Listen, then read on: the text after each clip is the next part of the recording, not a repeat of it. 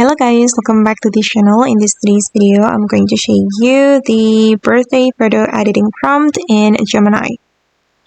Okay, let's get into it guys. This is how the photo looks like and I'm going to show you the prompt to create this photo. First of all, you can visit gemini.google.com or you can open up the Gemini app. And then let me create new chat. Okay, and then here we need to choose Nano Banana feature in Gemini, shown by this banana icon, and you can click on this plus button and upload your photo.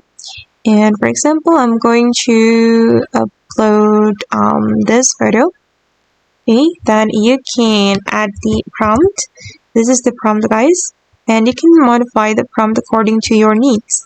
And I'm going to change the age. I'm going to make 10 candles and 10 shadow behind her.